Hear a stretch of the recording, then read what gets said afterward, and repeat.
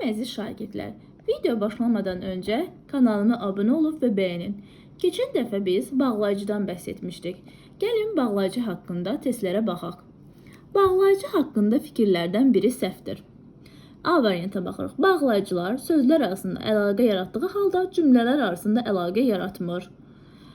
A variantını saxlayırıq, digər variantlara baxırıq. Sözlər və cümlələr arasında əlaqə yaradan köməkçi sözlərə bağlayıcı deyilir. Bəli, bu düzdür. Bizdən nəyi soruşur? Səhvi. Çox uşaqların burada səhv edir. Yəni səhvi düz kimi oxuyur.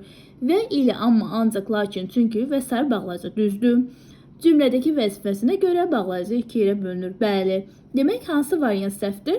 Bağlayıcı sözlər arasında əlaqə yaratdığı halda cümlələr arasında əlaqə yaratmır. Xeyr, bağlayıcılar dediyimiz kimi sözlər və cümlələr arasında əlaqə yaradır. Yəni dediyim kimi yapışqan rolunu oynayır. İkinci testə baxırıq. Cümlələrin hansında bağlayıcı işlənmişdir?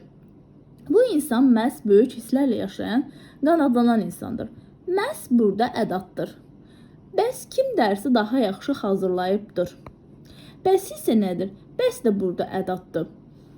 Uşaqlar kitab və dəftərlərini, bəs və daha ədatı işlənib yuxarıda. Uşaqlar kitab və dəftərlərini yığışdırıb getdi. Bunu axıra saxlayırıq.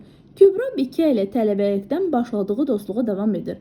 Qeyd etdiyim kimi, ilə demişdim, həm qoşma kimi işlənir, lalə, həm də bağlayıcı kimi. Əgər ilə, lalə və ilə əvəz olunursa, bağlayıcıdır. Əvəz olunursa nədir bu? Qoşmadır. Kübra Bikə ilə tələbəlikdən başladığı dostluğa davam etdirir.